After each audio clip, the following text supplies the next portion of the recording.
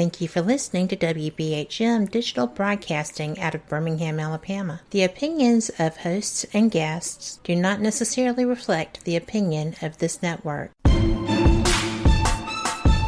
You are listening to WBHM Digital Broadcasting, the best in paranormal talk, only on Paranormal Experience Radio. Broadcasting live out of Birmingham, Alabama.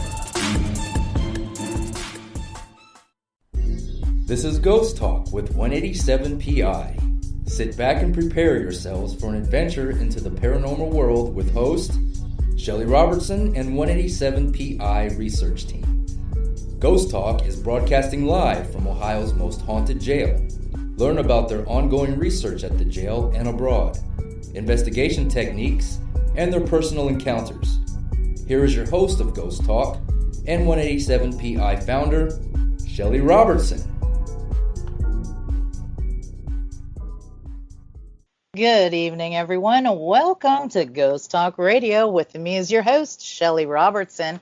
And tonight I have a really special treat for you. I like to, every once in a while, bring in and do a live interview with some of the most extraordinary people in the paranormal field that do a lot of investigating, have a lot of experience, and bring a lot to the table in the paranormal world. So tonight I have Ray Taylor, and he has a team called Spats Paranormal, and so interesting, and he investigates everywhere. So everyone, welcome Ray. Hey Ray, how are you doing? I'm doing great. How you doing tonight? Oh, I'm doing fantastic. Are you trying to keep warm over there? Trying to. Yeah, we got hit with some nice wintry weather here in the Middle East, and I'm ready for spring, actually. Anyways, Ray, I got a question for you. I'm thinking everybody will be interested in knowing. When did you actually get into the paranormal field? We probably started the team probably about 8 years ago. Like most other people, I got interested in watching ghost adventures, ghost hunters, things like that. You always wondered, is that stuff real or is it made up? Absolutely. So I actually had a girl at work that her husband was real big into it. We were talking about it, and I said, hey, if you're going to go on one sometime that's close, let me know. I said, I'd like to try that one time. So I went one time, went to the Mansfield Reformatory, and I was hooked after that. Oh, yeah, I've been there, and I've had some really weird experiences at the Mansfield Reformatory. Actually, that's really a pretty awesome place. So you got your team together about 8 years ago. How many people you have in your team? That's a good question. We got probably 8 people that are active members. Yeah. And we got some others that joined when we first started the team. So I don't know if you want to still consider them team members or if you just have active and inactive members. I don't know how people look at that, but we got about 8 people that actually go quite a bit of the time. And what would you say has been your most extraordinary experience, and where was it? Oh boy. I know you go to a lot of different places. Yeah, we probably went to 30, 40 different places. Some of the most active places we go to that there's a lot of stuff in there. St. Albans Sanitarium down in Radford, Virginia, is real good. The last time we went down there, we didn't go last year because of the COVID. We went down the year before and seen 2 black masses in 2 different areas in the building. Seen something else in one of the nurses' station. I don't know what it was. Got a lot of flashlight activity, a lot of EVPs. So there's definitely something in there. We try and get down there was trying to get down about every year. Yeah. And South Pittsburgh Hospital is another one that's got some bizarre happenings and stuff in it. Lemp Mansion is real good. Every time we come to the Paulding jail, we always get good activity and stuff, good EVPs. So Yeah, the good old jail. Yeah, I love hunting up there. That's why I keep coming back. It's kind of hard to, single out one different place because I've had good activity at a lot of places. Yeah. I've gotten touched, multiple times. Never pushed, never scratched, shoved, nothing where I felt endangered or anything like that. Just kind of like walking into a cobweb or something like that type, being touched. Yeah. Now, I will say, you mentioned the jail. Of course, I'm partial to that since that's my baby project there. But each time you come, they interact with you more. Have you noticed that? Yeah, actually, the last time I was there, almost quite a few places I went, and I made the mistake. I only went live one time, and that was in the area where they kept the female prisoners. Yes. And third floor in the kitchen, the flashlight went off and on command to questions for probably better than a half hour, and I just got caught up in doing that, so I forgot to go live. But it was going off and on pretty good in that cell block where they kept the women. Yeah. The second time I went to the basement, it was going off real good. I have got several EVPs that I'll let you listen to when I come back over. Yeah. Well, I'll be interested in hearing them because I'm telling you, everybody gets lots of EVPs in the building. And sometimes, have you ever heard a disembodied voice in the jail yet where you didn't need any equipment to hear it yet? Not a voice. Last time I was there, I'm not sure if I was in the basement or where I was, but it sounded like somebody was dragging furniture across the floor above us. Oh, yeah. And, yeah. I'm like, what the heck was that? Well, maybe the next time or two that you're in the building, maybe the sheriff will talk out to you, because when he gets pretty friendly with them, he will actually speak out and you can hear him with your ears.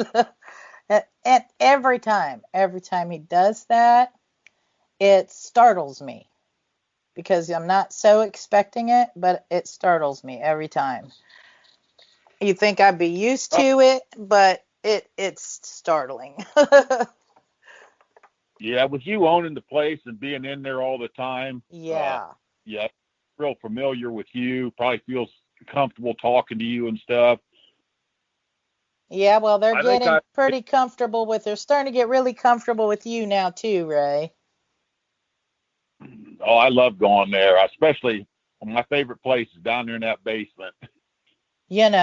My brother, that is his favorite place in the building. And now I like the third floor because I get a lot of interaction in the third floor for myself. And Toby likes the basement. He gets a lot going on down there for him.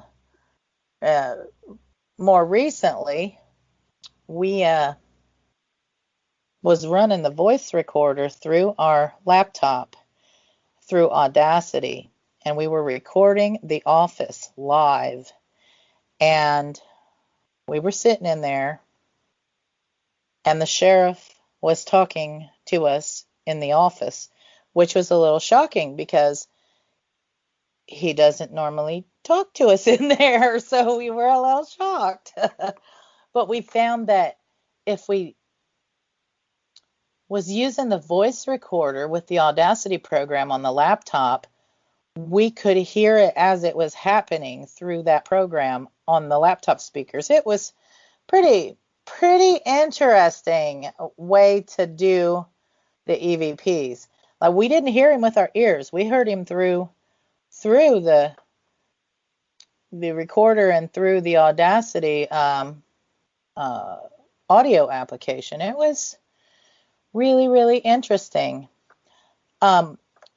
You got some places you're going to be going to here coming up too. You're coming back to the jail. Where else are you going to go this year so far? You got on your so far.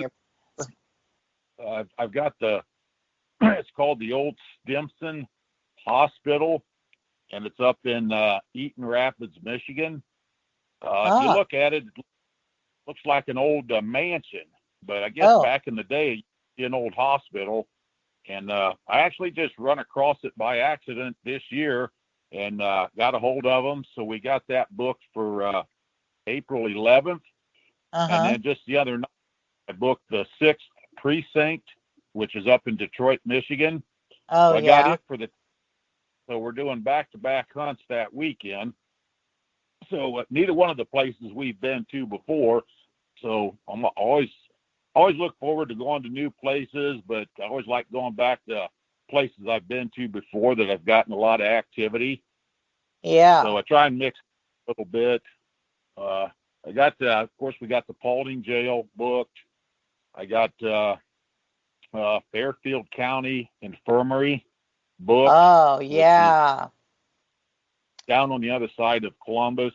And got the Crown Point Jail in Crown Point, Indiana, booked. Now, so is far that one? here.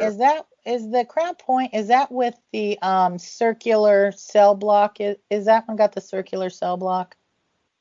No, Okay. that one don't have the circular block. That's the one that John Dillinger used a fake gun or whatever to break out of. Oh, okay. Okay. So yeah, it's pretty cool jail. Don't really look that big, but it's the whole block goes through to the next block, so it's long.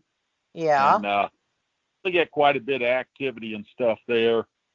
So it's a nice little jail to go hunt. Try and go back there every year. Well, we're getting ready. Go ahead. I've been hearing you said you're going to go to that 6th precinct in Detroit. I've been hearing that they're getting a lot of activity there. That's what they said. I tried to get a hold of the guy last year, and he didn't get back with me. So I tried again this year. He got back with me, and since I was going to be up in Michigan the 11th, we booked it for the 10th, so we can just do a back-to-back one, while we're up that way.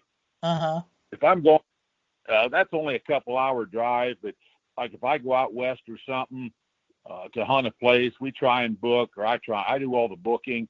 So I'll try and book 3 or 4 places while I'm headed out that way, so I can hit several places. Make it worth your trip out there, especially if you're driving 8 or 9 hours, to go to a place. Oh, absolutely. And then when you come back, you're worn out from all them up all nights.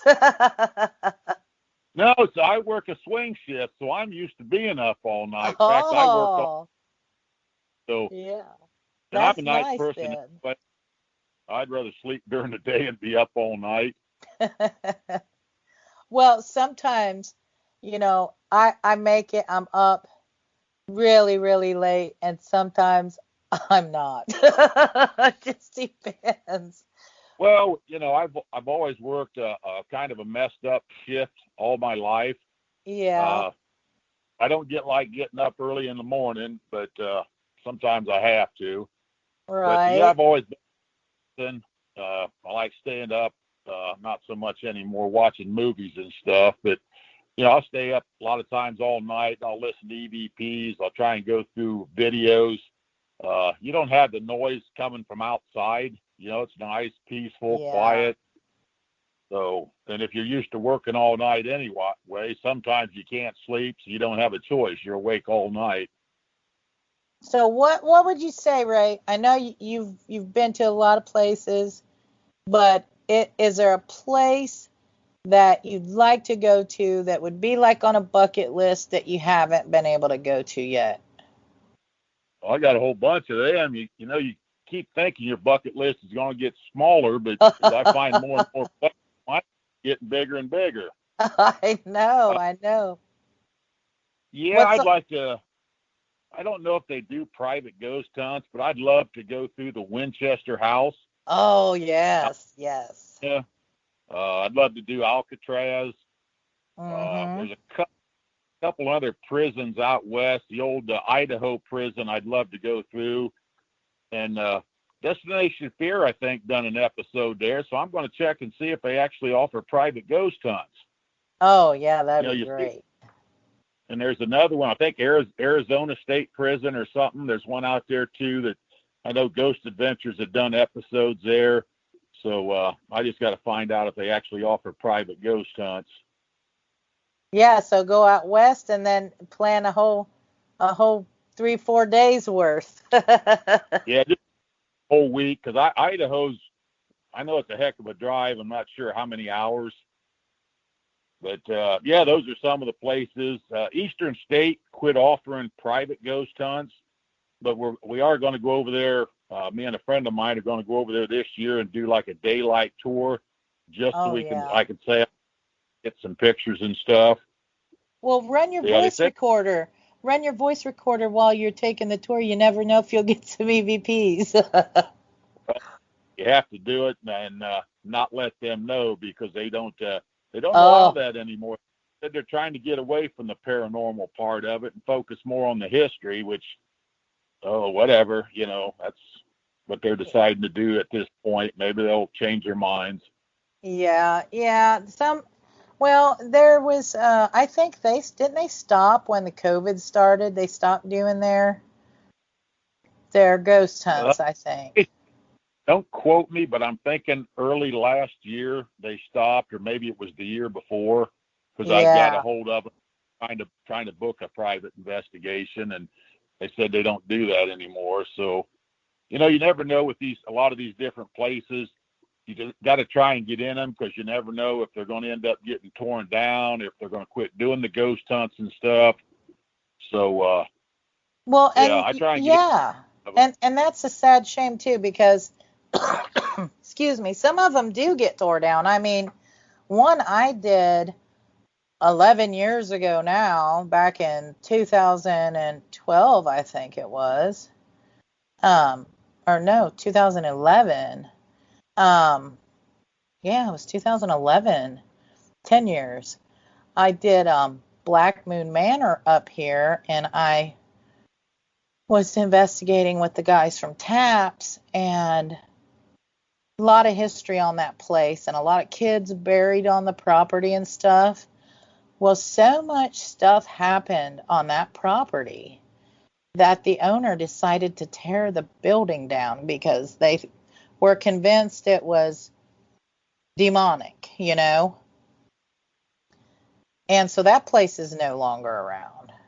There was and I don't know if it's still up. You find searching the internet, stuff like that, you find a lot of places that they claim, or they say they're haunted. And there was an old hospital in, I think it was Indianapolis, that it had closed down. Supposed to be super haunted, but they would not let anybody in there. They had the fence around it and everything else. And I talked to the guy that was in charge, and he said they had plans to tear it down. I'm thinking, what a waste, man, I'd like to at least get in there and hunt one time before that happens, but they wouldn't allow people in there. And I don't know if it ever got tore down or not. Matter of fact, it did not. And Vincent has a contact. He's friends with one of the guys that is a relative of the owner. And we were talking about this not too long ago, because they were going to let us in there. And if we get that to come about, Ray, you'll be more than welcome to come along on that investigation. But yeah, I know exactly the place you're talking about, and we were just talking about maybe going to be getting in there, and they have not torn it down yet. Hopefully, but you know they're not going to go in there and fix it up because it would cost too much money. So Oh, yeah. Yeah. whoever owns it, is probably paying taxes on it and everything else. Oh, So sure. get a chance, get in there before somebody finally does decide to tear it down. Yeah. There's an old prison. There's an old prison too down in Tennessee. Same thing, that they closed it down and they don't know what they're going to do with the building. Don't quote me. I think it might be Tennessee State Prison or something like that. I'd have to look it up again. But yeah, they don't know what to do with the building. They talked about tearing it down. They won't let anybody in there. At least they wouldn't a couple years ago. So yeah, there's another one. Man, I'd like to at least have the chance to go in there and investigate one time. Yeah. Some friends of mine that run another prison down there, Brushy Mountain, were in contact with them, and they were trying to talk to them about letting them, go ahead and run ghost hunts and stuff. But I don't know whatever came of that because I haven't asked them here for a while.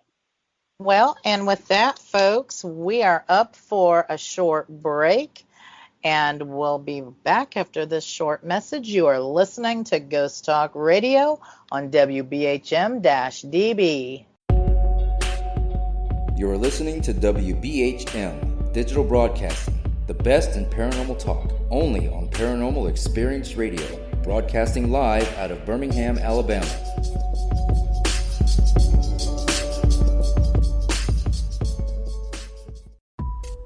Since 1948, Fate magazine has brought you reports of the strange and unknown, all of them true.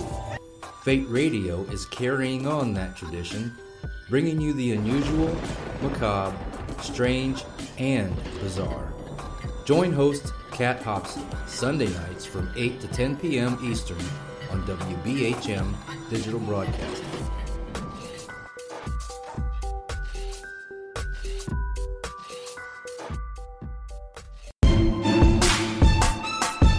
You are listening to WBHM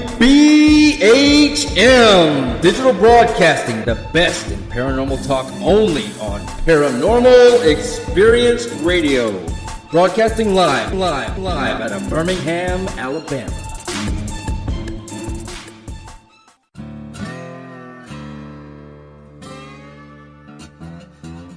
Oh, come on. I'm Southern, but...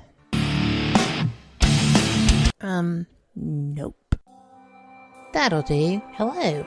I am Kat Hobson, host of Paranormal Experience here on WBHM Digital Broadcasting out of Birmingham, Alabama. I enjoy having guests from all areas of the paranormal, from ghosts to ufology to cryptids and beyond. You'll find some of the best researchers in their fields bringing you some great information.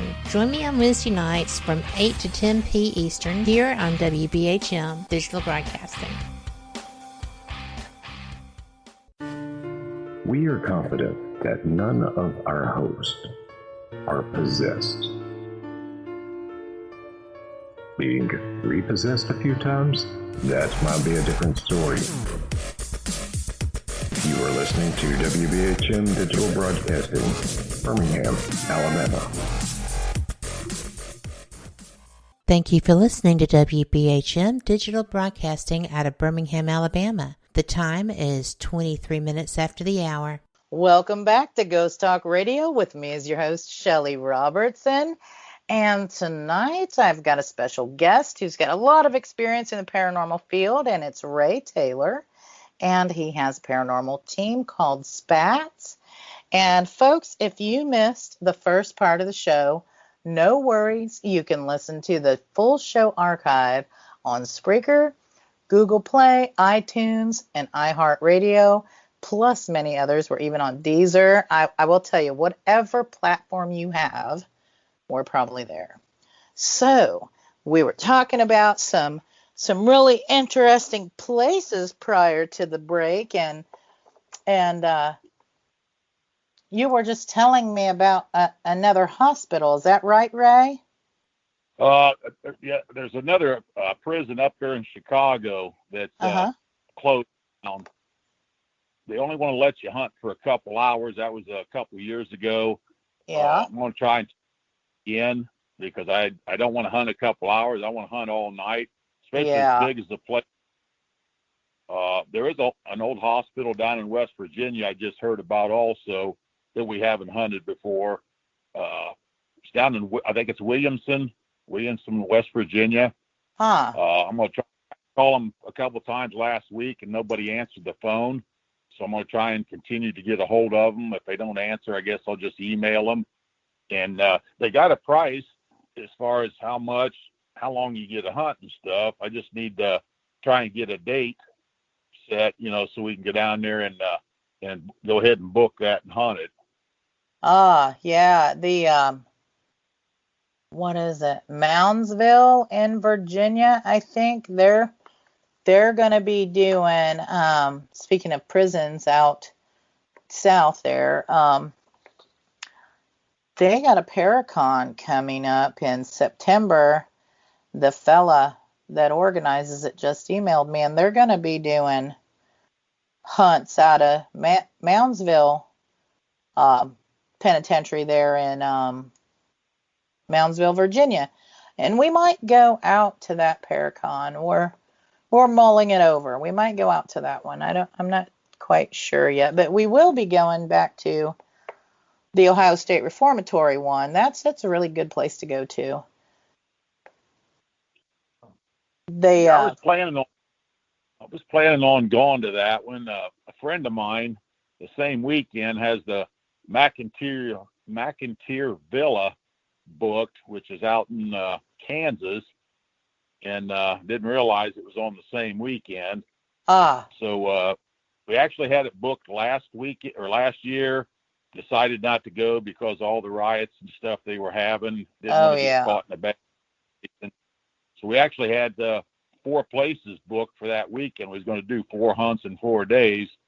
So yeah, I don't know what I'm going to do yet there. I was going to book a couple more hunts along with that one and do like 3 hunts while we're out there. So yeah, I'm still working on that right now. I know you said you were going to go to the Fairfield Infirmary. It's a funny story. Right when I bought the jail back in 2015, I didn't own the jail maybe 2 months. This fella sent me an email and he said, hey, the Fairfield Infirmary was for sale. They were wanting to sell it so they wouldn't have to tear it down. He's like, would you be interested in taking on that project? I'm like, ugh. I just bought this jail, and at the time the jail was just full of stuff, and there was no way we could let the public in it yet, and I'm like, oh my gosh.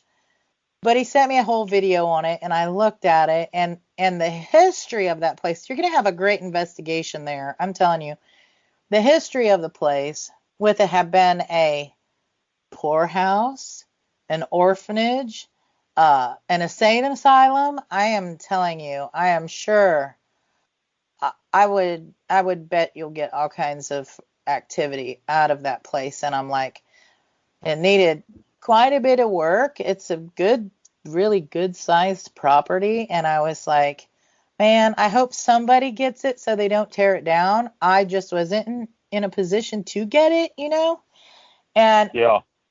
So I'm really glad that somebody did get it. They're letting people in for investigations. They're going to have their first Paracon there this year. I'll be at that one. I'm just really glad that they were able to save it from being tore down, There again, that's the way with a lot of them places. Somebody having the money, and then of course to have private ghost hunts and stuff, run people in there. You got to go through a bunch of red tape and have different things in place, before Yes. you can let in them and stuff. So, yeah, sometimes there's a lot of red tape you got to go through to be able to do that. Yeah, and I'm glad somebody took on the project. It's a pretty good sized building and a pretty good sized piece of property there. So I'm like, I think it's the guy that owns Madison Seminary is the one that bought that place too. So he's got both. Okay, I didn't know who had it, but I knew it was somebody got, and that explains why they're running the Paracons the people that are organizing the Paracons are doing both places, Madison and Fairfield. So that explains that if he owns both properties. But that's great. I haven't been to Madison yet. Have you been? You've been there, right, Ray? Yeah. Yeah, there a couple times, and like most places, you never know when you go if it's going to be active. The one night that you're there. Yeah. So most places I try and at least go 2 different times to give it the benefit of the doubt. And if I go a second time and I don't really get anything, chances are I may not be going back. Yeah. Sometimes I'll go back if other people, want to go or something. I'll just go ahead and book it because they want to go, and then I'll go ahead and go. But some places some places will skip a year or two. When you're booking hunts, of course, the bigger hunts that you book, you have to try and find more people to go because try to cut expensive places. Right. So this year I'm going to try and not book too many of the bigger places, so I don't have to have. I get by with 4 to 6 people. I don't have to come up with 10 or 12. Well, and I think with the smaller groups, I think you get a better chance of having, capturing the activity if you have smaller groups. It's less contamination. It's a little more controlled that way, Yeah, that's what I like, and that's why I like to do private hunts. So it's just like whoever's with your group that night is in there. We always, usually break off into smaller groups, 2, 3, maybe 4. I'm not real big on hunting with more than about 3, I think, because then you get too much talking back and forth and things like that. And I love getting EVPs. So when I've done that too at different times where you kind of get caught up, and next thing you know, you're just carrying on a conversation back and forth, and here you got your recorder. So yeah, the less people you got, the less chance you have of that happening. Yeah, and sometimes when we do public hunts, I always ask who has been on a ghost hunt and who hasn't, and we try to because I like to teach people some of the stuff. So I will kind of separate the people, because people that are new into ghost hunting don't understand that even fishing around in your pocket messes up EVP sessions, So I try to kind of separate them and give them a little one-on-one training, the newbies. And that way it makes for a good experience for experienced ones that come and new people who come. That's what we try to do. So we don't have a bunch of really new people with more serious people who are actually there trying to catch everything they can catch, What would deal with. Go ahead. What would you say, what's your favorite pieces of equipment, Ray? What would you say it is? I used to, over the years, I've bought, every time something new come out, I bought all kinds of equipment and stuff. And, you've only got 2 hands, so there's only so much you can carry at a time. Yeah.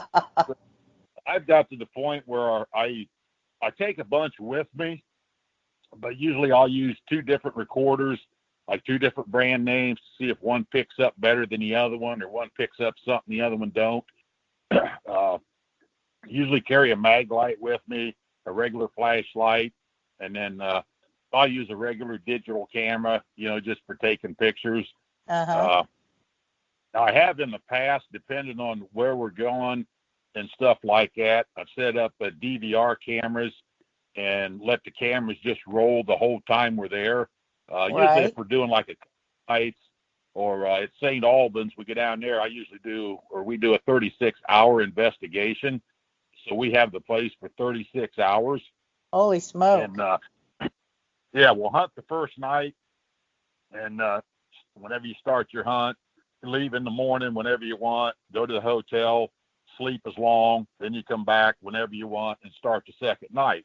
So if I set up recorders, cameras and stuff, as soon as we get there, I'll just let them record till we tear down the second night, because nobody else is allowed in the building. You know, you got it for 36 hours. Wow. Now, they do have people that are staff members that are in there they're in an office. They don't really go through the building because they have people that try and sneak in there and stuff, even if you're in there investigating. So they go around like once an hour. The police patrol around there just to make sure there ain't people there that shouldn't be there. Wow. So, yeah, you never know what you might catch leaving them cameras run all that time. Well, the only downside with that is, like, I set up 4 cameras, and they're running for 36 hours, and it's set up where it'll run for 10 minutes, stops for like 5 seconds, starts right back up. And so I got all these 10-minute videos. Well, multiply them by 4 cameras. When you're the one that has to go through all this stuff, it takes forever. I tell I'm you, way behind. I got some of those cameras. I got a couple, and one we leave sitting outside that cell block a lot because it catches so much stuff. But I hear you going through them 10-minute clips, because that's how that one records. And the thing is, you know, it's a long, boring several days going through all them 10-minute clips until you hit something. What's nice, though, is there again, if you got, say, a spare hour, you can sit there and go through several 10-minute ones. If you don't get anything, just delete them. Yeah. But you got to try and, you know, make time to do it. Sometimes with working and everything, all the places we're going, you know, I get behind on EVPs. I'm way behind on videos. I don't know if I'll live long enough to catch up with all them. I got you there, yeah. I probably got about 18,000 10-minute videos I need to try and get through. You might have caught the Holy Grail there, Ray, and you don't even know it. Well, you know, it's fun. We went 2 years ago. We went to St. Albans and done I always do a 36-hour whenever we get down there, and always set up a mag light, you know, to try to get activity. And the first night, I mean, we was not getting anything, and I'm like, what in the heck? Where'd everything go? I've never seen it this day, right? So I was a little upset, and so the next night we went back Sunday, and the minute we got there, flashlight was going off almost every place we went in. We seen a dark mass down in the kitchen, which is in the basement. Seen another one up on the 3rd floor, and sit there and talk. It would appear, disappear, appear, disappear. What it was, I don't know. But anyways, I got back home finally, and I thought, well, I'll start going through these doggone EVPs, right? See if I caught anything. The first night, Saturday night, I had probably 25 EVPs. Oh my and here gosh. I thought I wasn't getting activity because the flashlight wasn't going off and on. Like, oh man, that's what I get anyways, EVPs. But yeah, so you know, just because one piece of equipment is going off, you know, you never know. You still may be getting other activity, and you don't know till you start going through your recorders and stuff. I tell you what, you know, speaking about that, when I went and did Waverly Hills Sanitarium, booked that out private, and we were up on that 5th floor there. We were in the psychiatric ward, and across the hall was a children's ward, right? So we're in the psychiatric ward, and we're getting EVPs in there, but we captured a little girl, looks to be a little girl, on film, and we didn't even know she was there. We had one of those Defender cameras, so we had the little monitor with it. Yeah, that's what I got. Yeah, those cameras are the best cameras. The audio is so sensitive and crisp. But we had a Defender set up there. And it wasn't until one of the people that was with me seen her on the screen. It was pitch black up there. And She was darker than our black shirts. And in the night vision, she was filmed as white because, the black looks white under the night visions, right? Yeah. And Yep. we've seen her there. We rolled a ball to her. You could see her disappear into the wall and everything. I got a video up on YouTube of that, but we were running around with her up there, and we didn't even know she was there till we was watching the monitor. That was so crazy. Yeah, usually when I'm looking through them videos, I mean, that's what I'm looking for is like shadow people and stuff like that. It's kind of hard to focus on everything there to see like if something moved a little bit. Now, if it moved a whole lot, I mean, of course, that'd be real obvious. Right. But, you're trying to look at everything there. And like I said, I'm mostly looking for shadow people. And I like to shoot down the hallway so you can see if something sticks its head out of, different rooms, or if it walks across the hall room, something like that. Yeah, and to leave those cameras up rolling like that. Yeah, I've caught so much outside that, with that camera sitting outside that cell block. It's just unbelievable. And that's why I run it there all the time. We went last year, it's first time, probably the only time in my life this will ever happen. And we were down at the old South Pittsburgh Hospital doing a 2-night hunt. And we were emergency room down there the second night, flashlights going off and on. And so I'm asking questions. And I said, is there more than 10 people here? Nothing. I said, is there more than 5 people here? Nothing. Made the smart ass remark. Say, can you even count to 5? That flashlight went off and on 5 times. We're sitting there laughing our butts off. I'm sure, and I was hoping maybe I got some EVP that said, yeah, I can count to 5. Yeah. I didn't EVP, but that's actually on our team page. You can go on there under videos and actually see that happen. And it's there so we can take a look, huh? Wow. Well, be the last video I done was at your place, so it'll be the one just before that one, probably the second video that's on there. But yeah, that was cool as heck. Like I said, that'll probably never happen again in my lifetime. But well, it's time for another short break. So with that, we'll be right back with more Ghost Talk. You're listening to Ghost Talk Radio on WBHM-DB, Birmingham, Alabama. You are listening to WBHM Digital Broadcasting, the best in paranormal talk, only on Paranormal Experience Radio, broadcasting live out of Birmingham, Alabama.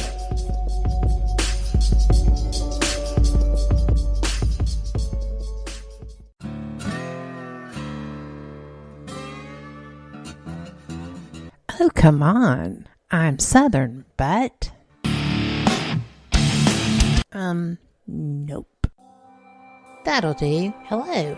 I am Kat Hobson, host of Paranormal Experience here on WBHM Digital Broadcasting out of Birmingham, Alabama. I enjoy having guests from all areas of the paranormal, from ghosts to ufology to cryptids and beyond. You'll find some of the best researchers in their fields bringing you some great information. Join me on Wednesday nights from 8 to 10 p. Eastern here on WBHM Digital Broadcasting. Since 1948, Fate magazine has brought you reports of the strange and unknown, all of them true. Fate Radio is carrying on that tradition, bringing you the unusual, macabre, strange, and bizarre.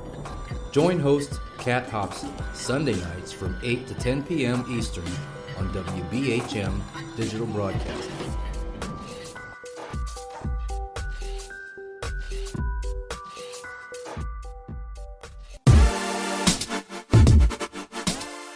Listening to WBHM Digital Broadcasting, the best in paranormal talk, only on Paranormal Experienced Radio, broadcasting live out of Birmingham, Alabama. welcome back to Ghost Talk Radio with me as your host, Shelly Robertson.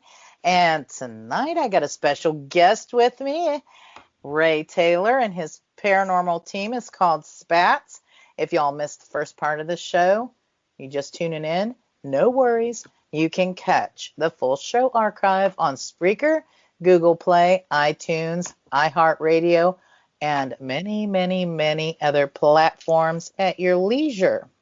And before the break, we were just talking about so many interesting places, and we were talking about some of the favorite equipment that Ray likes to use. And I want to know, Ray, how, after your very first ghost hunt, did you get activity during that ghost hunt? Is that what got you into the field? Yeah, I mean, I didn't have any equipment at all. And so we had one of the guys that was in there, staff members, was in there with us for the night. So, they were going around with us because, like I said, I didn't know how to do anything, didn't have any equipment or this or that. So, we got different stuff happen and things. And I'm like, oh, man, that's cool as heck. I got to do this more often. And the lady I was doing it with, I mean, she just wanted it once or twice a year. And I'm like, oh, heck, no, that's not enough for me. So, right. Got the team together, and I just started booking left and right. And sometimes I'll book 20 to 30 investigations a year. I mean, I can't go enough. I could go every day and not get tired of it. But I know you book a lot of places. I know that. I know you do. You've been so many places. And I see some of the places, and it's like, that I might want to go to that you're doing. But then I got a hunt at the jail going on, so I can't go. Well, like I said, any hunt that you see us have booked, you're always welcome to go. Just let me know ahead of time. Oh yeah. And I know my brother Toby, he would love to go. And last year, prior to, it was this beginning of all the COVID stuff. One of our ghost hunting buddies, Lori Dorsey, she happened to book out Ohio State Reformatory, and it just so happened, I mean, and this hardly ever happens when somebody books a really cool place that we're not already doing something. So we did get to go there last year with Lori, and I'm telling you what, I got evidence there that I have never had before. It sounded like, and I got it all recorded, it was freaking me out. It sounded like we were in that cell block, close to that break area room, Yeah. And it sounded like going right down the row, all of the doors were being shut, and we could hear the ratcheting, clicking of, it sounded like locks. And the weird part of it is, no doors actually moved. But you could hear it all the way down, go all the way down. And then there was something behind me, and I'm like, okay. So I had said something to one of the guys that was running the place, Greg, and I'm like, I don't even know. That's the weirdest thing that ever happened. He said, that sounds like, you heard the locking mechanisms on the cell block, So phantom-wise, I guess that happens there. And I just was able to experience that and actually recorded it. And it was so crazy. And there is one other instance where we had doors slamming and stuff. And that happened at the jail. And one year, Kat Hobson was there going to do a show, and that happened in that bottom floor cell block. I mean, there was all kinds of banging and doors slamming and stuff, but you know what? None of the doors physically moved. That was very, very, very bizarre. Have you ever had anything like that happen, Ray? Where it was like something made a big noise, but nothing moved? Yeah, he's talking about Mansfield. A couple of years ago, we were in the West Cell Block area. Uh-huh. And, we're walking down through there, me and two other people. And so, I'm talking to him. I said, you know what? I said, all these prisons, if you read about it, it says most haunted prison in the United States, right? Well, Uh-huh. you have to be lying. There can only be one most haunted, in the United States. So I just started running my mouth. I said, hey, Mansfield Reformatory. Moundsville said it's the most haunted prison in the United States. I said, you guys need to step your game up and prove them wrong, right? Yeah. So later, we're in the West Cell Block. We're up on about the third or fourth tier. We're walking down, and we're going to do an EVP session. So we hear something, noise down our end. Uh-huh. So you hear that, we're talking back and forth. So I'm creeping down there, got my light off, being real quiet.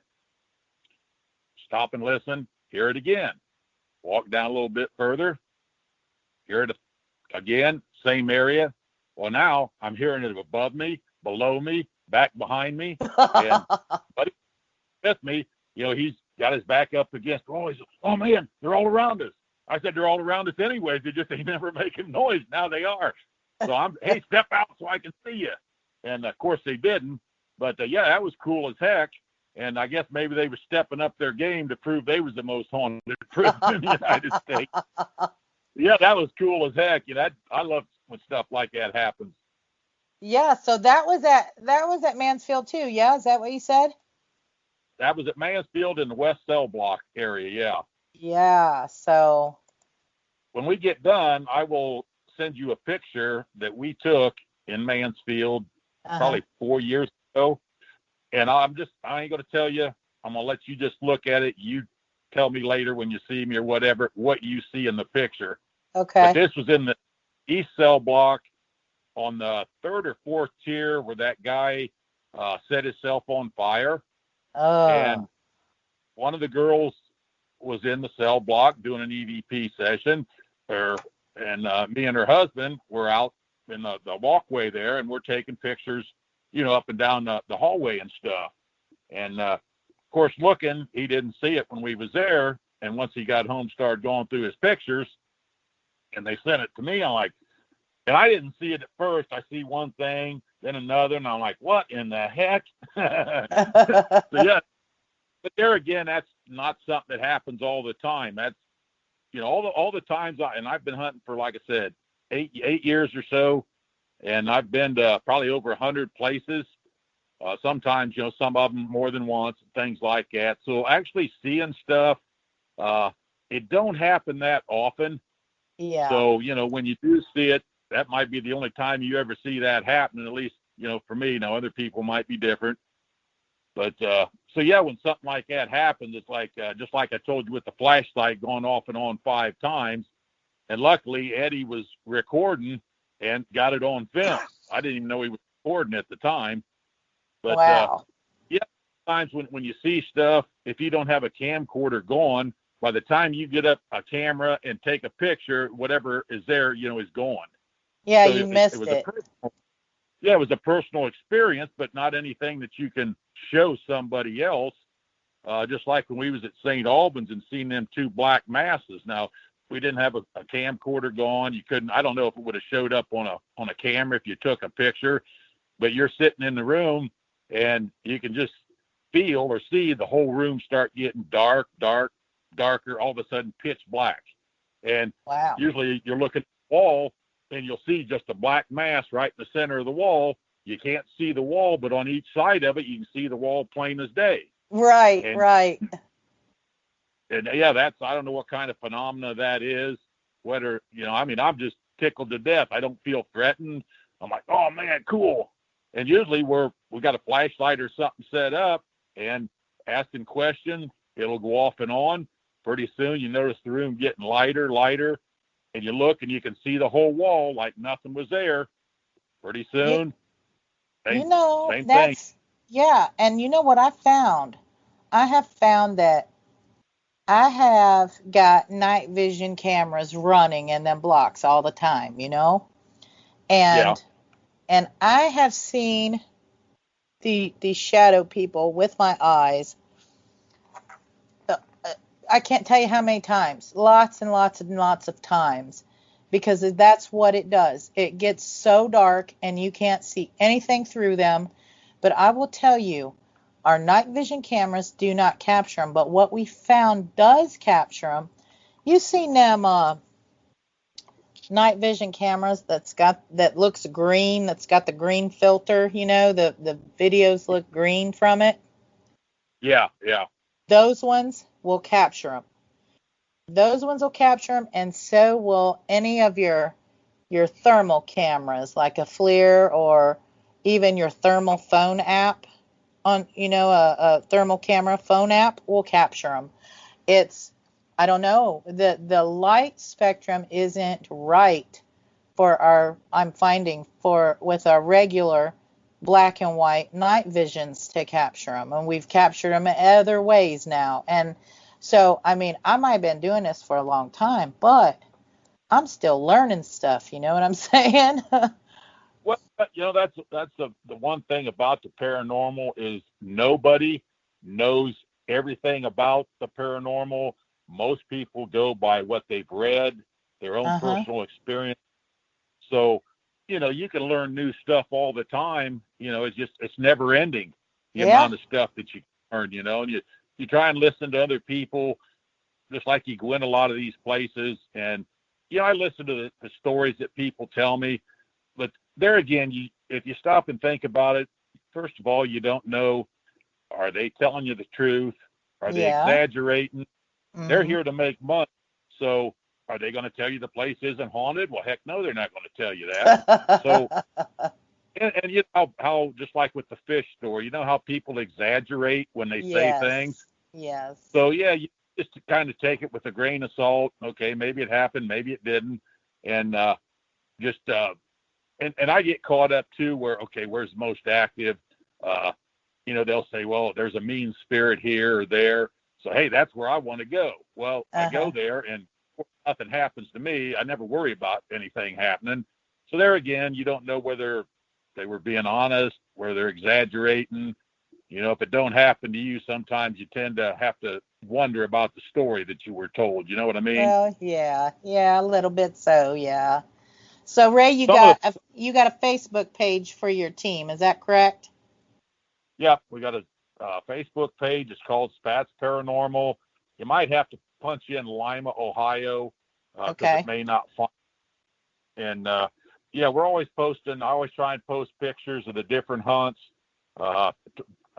Try and do live videos. Last year I wasn't too good at that, but COVID kind of messed up a lot of stuff. So this year I'm going to try and get better at doing live videos so people can actually get on there and watch us. Yeah. And if you get on there and like the team page, anytime that we post pictures or if we go live, you should get a notification that, we are going live. So if you want to sit at home, watch, ask questions, and stuff like that, you're more than welcome. You're also more than welcome to go on hunts, but when I post them, I only take a certain amount of people. I'm not going to run 50 people in a place that's only big enough for 5. Right. So if you don't get up right off the bat, the spots may be filled, by the time you do. So for all our listeners out there, if you want to keep track on what Ray's up to, see where his team is going, possibly get in on a private ghost hunt, look him up on Facebook. It's Spats Paranormal, SPATZ, and like their page, and you can keep up on what they're doing, where they're going, and possibly get in on one of those privates. Ray books a lot of them, I know. And I'm going to tell you real quick what we got coming up here at the jail, March 27th. You'll want to check our Facebook out, 187PI, or the website, 187PI.com. We have got Stephen Doogie McDougal from Haunted Live, Ghost Asylum, Haunted Towns. He's going to be at the jail March 27th, along with Jason Hale and Jeremy Lane. And Jason Hale has been on Exorcism Live, and both fellas, Jason and Jeremy, are got the Fearless Forum and the Team Fearless ones. They will be at the jail, Old Paulding Jail, March 27th. We still do have a few tickets left for that. If you guys want to come and hang out and investigate with Doogie, Jason, and Jeremy, you might want to get those because they're like half gone right now already, and we haven't even really started promoting it big time yet. So you want to come investigate with them, make sure you get your tickets. And what's going on in our lovely, wonderful network at WBHM-DB, we have on Sunday nights, we have Fate Magazine Radio with host Kat Hobson. And on Monday nights, we have the Paranormal Pride Show with Denise Pridemore. On Wednesday nights, we have Paranormal Experienced with host Kat Hobson. And we have, a couple of the other shows. The lineup is great. Go to WBHM-DB.com. Most shows are on at 8 o'clock every night, so you got somewhere to be right here listening to these fantastic shows. I want to thank Ray so much for being a guest on the show tonight. Thank you, Ray. Thank you for having me. It was fun. Oh, yes. And I want to thank all of our listeners for taking time out of your busy schedules to join me tonight. I wish you all a great evening and a happy weekend. Good night, friends.